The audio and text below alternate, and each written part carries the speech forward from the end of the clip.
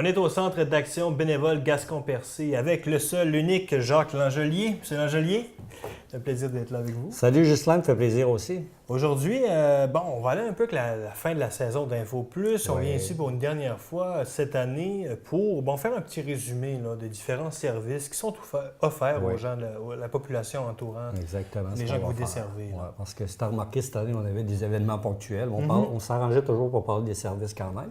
Puis on a toujours des téléphones, même si on répète, là, je veux dire, la population vieillit, il y a des nouveaux clients qui s'ajoutent à nos services. Donc, quand on n'a pas besoin du service, on l'écoute avec une oreille. Mais quand on devient comme possiblement capable de profiter de ce service-là, voilà. À ce moment-là, les gens disent « Oh, tabarnouche, ils ont parlé de ça l'autre jour, alors peut-être que je devrais appeler. » Alors, c'est pour ça que c'est bon de faire un petit résumé de fin d'année. Tout à fait. Un bon exemple de ça, c'est le Carrefour d'information aux aînés qui, lui, regroupe beaucoup de choses. Oui, il regroupe beaucoup de choses dans le sens que c'est... Nous autres, ce qu'on a fait d'abord pour créer le Carrefour d'information aux aînés, on a fait comme un sondage maison. On est allé voir un petit peu les gens qui étaient de notre clientèle. Puis on a dit un petit peu au niveau de ce qui s'appelle services gouvernementaux, par exemple. Est-ce que, au niveau de la pension, vous êtes à l'aise là-dedans, l'allocation logement, la pension, l'allocation, la rente d'invalidité, si vous avez un renseignement demandé au niveau de l'impôt, êtes-vous à l'aise là-dedans?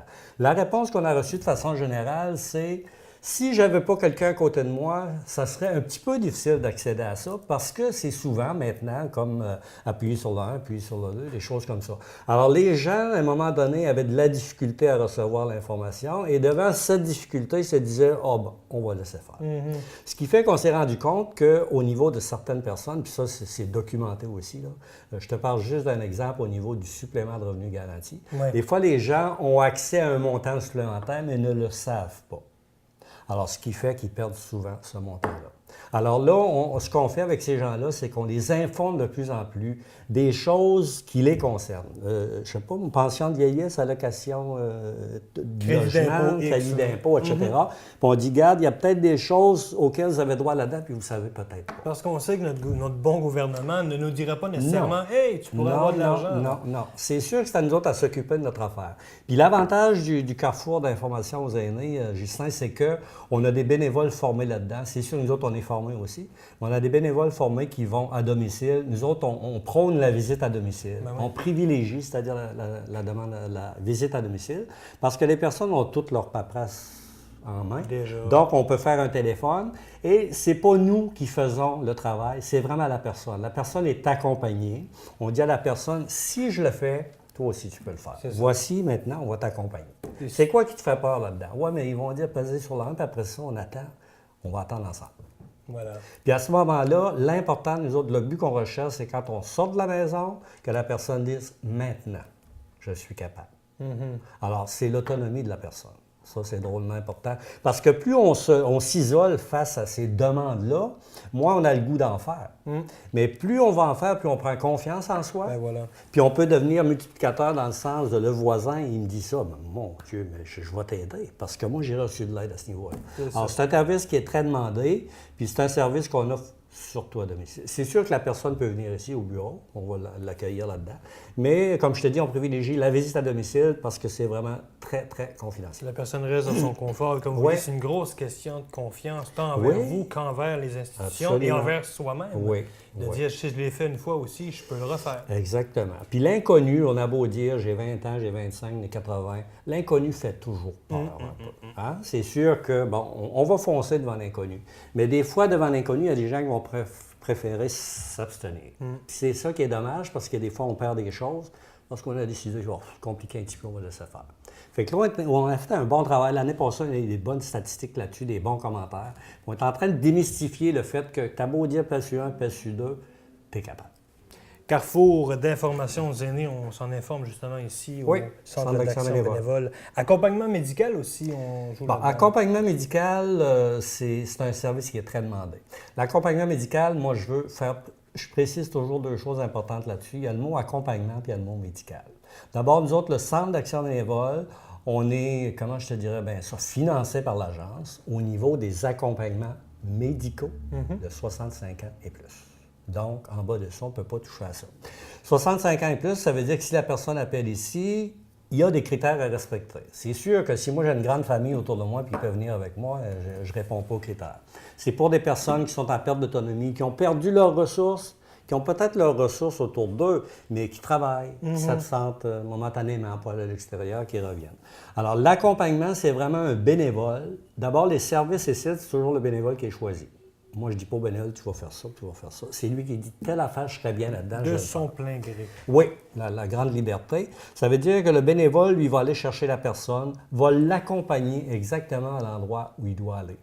Moi, je regarde les hôpitaux, par exemple, à un moment donné, à Chandler, ça s'est fait, peut-être ça se fait ailleurs aussi. À un moment donné, ils vont changer le rayon X de place, la médecine de jour de place. Bon, pour des gens qui ont peur un petit peu de l'inconnu, ça peut devenir une source d'anxiété.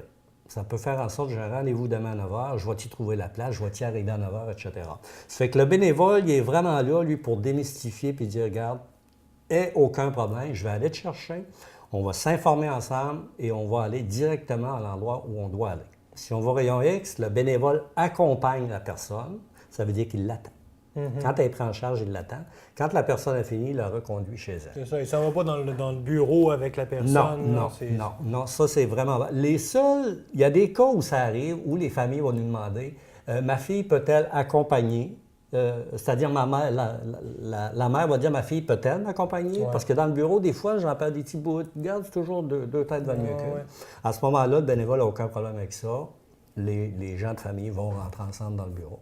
Mais l'important, c'est vraiment dire qu'il y a de l'accompagnement là-dedans. La personne n'est jamais laissée seule. Puis, dépendant de l'endroit où va, il y a toujours un petit montant à payer. OK? Puis, les montants d'argent que les personnes vont donner aux bénévoles, c'est toujours des argents qui sont retournés au centre d'action bénévole. Et redistribués dans les services. Ça veut dire que si moi, par exemple, je peux, je sais pas, j'ai une clientèle de 300 personnes en accompagnement médical, parce que mon budget me permet ça, si j'ai 4 personnes qui attendent, ces argents-là vont me permettre de consolider celles qui sont là déjà et de rajouter les 10 qui attendent. C'est pour ça que ça roule assez bien, l'accompagnement médical. On n'a aucun problème avec ça.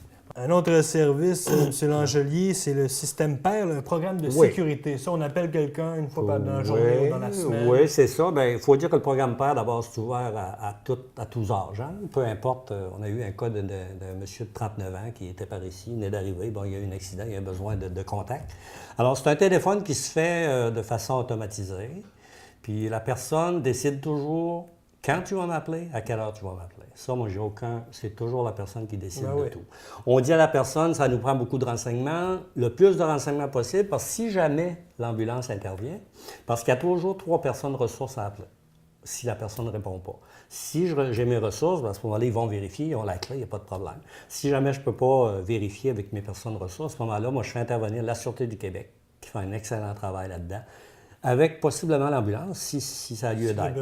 Alors, à ce moment-là, si, par exemple, on intervient en cas d'urgence, il y a toujours une feuille qui est ramassée qui dit, bon, madame a des lunettes sont là, des médicaments sont là, il y a un chien, il est peut-être malin, tu peux faire attention, etc. Tous les renseignements possibles pour que quand la personne arrive à l'hôpital, bien, qu'on n'est pas dépourvu. À ses lunettes, à ses prothèses dentaires, à sa canne. C'est merveilleux pour ça. Puis ça, c'est un service, tous les services aussi, c'est une grande liberté. On l'essaye, ça fait mon affaire, OK, parfait. Là, j'en ai moins besoin, je le laisse. On sait que c'est un service qui se retrouve dans le privé. Est-ce que celui-là, le PER, est gratuit? Oui. Okay. Oui.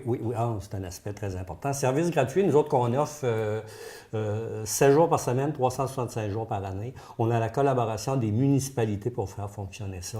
La Sûreté du Québec qui nous donne un coup de main extraordinaire. C'est sûr que les ambulanciers, quand ils vont intervenir, le font. Puis il y a aussi la maison Blanche-Morin à Pabot pour, quand on n'est pas là, les fins de semaine et les jours fériés, qui font un travail absolument remarquable. On prend le relais là-dedans. Oui, remarquable. Programme de sécurité PER. On a tellement de services, on va pouvoir tous les compléter. Le dernier, un des derniers, c'est le dépannage alimentaire. Dépannage alimentaire, encore une fois, c'est pour les personnes dites à faible revenu. Puis à faible revenu, j'aime bien préciser que d'emblée, on va dire, oui, des personnes qui ont de l'aide sociale, oui. Mais il y a aussi des gens qui travaillent, nouvelle réalité, salaire au minimum, qui ne gagnent pas très gros, qui ont à tout payer. Donc, on peut aider ces gens-là. Il y a des gens aussi qui ont travaillé à 12 piastres de l'heure qui se retrouvent en chômage, donc à 5-6 piastres de l'heure. Donc, on peut aider ces gens-là.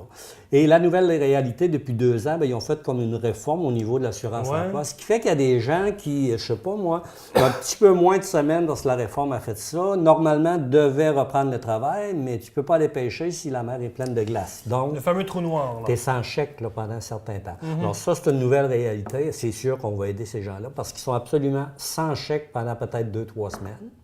Puis je veux dire, tu ne peux pas aller chercher de l'aide sociale en attendant. Non. Et si tu vas chercher, il faut que tu le rembourses. En tout cas, c'est Mais plus est-ce complexe. qu'on le vit vraiment plus, ça, ce fameux qu'on appelle trou noir, là, entre les fins de prestation, l'assurance et le début de l'emploi? Ben, moi, ça fait 2 ans. Oui, on le vit. Ça fait 2 ans on n'a pas 150 personnes. Mais si j'ai eu à peu près, je te dirais, 5 personnes, je te dirais peut-être une 6e cette année, c'est beaucoup.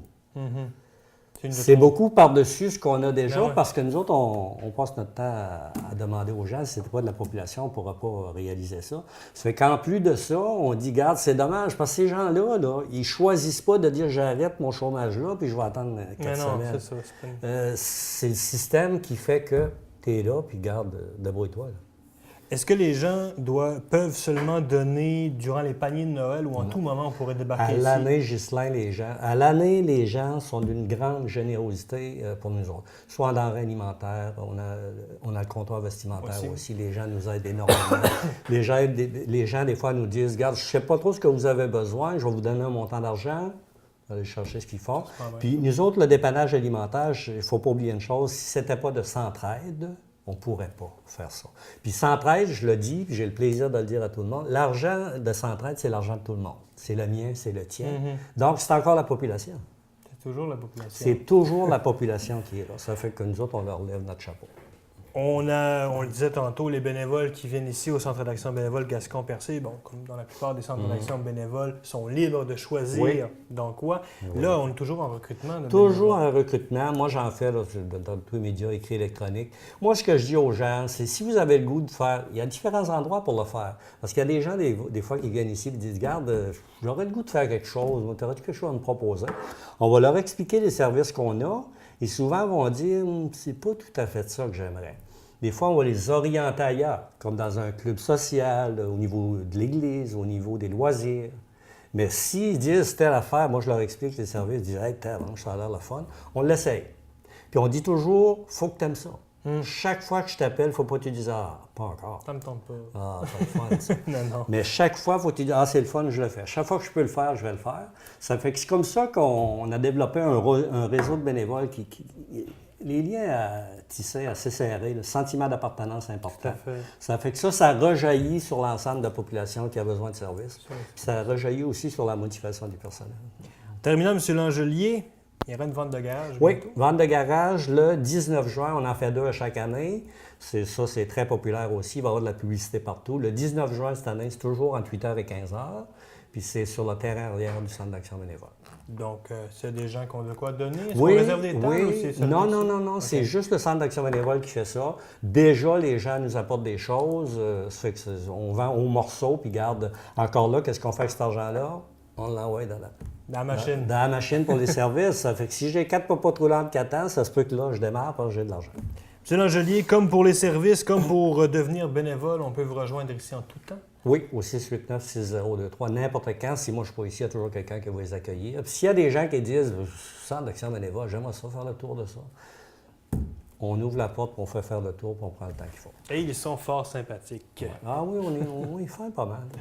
M. Langelier, merci beaucoup pour ces nombreuses entrevues qu'on a faites ensemble. Oui, c'est bon. Ben oui, une belle année, une belle réussite. Est-ce qu'on souhaite un bon été? Là? Oui. Ben oui, on peut souhaiter un bon été. Si on en a un. Si on en a un, oui, moi je crois qu'on va en avoir un. Je suis convaincu. Merci beaucoup, Jean. Merci bien.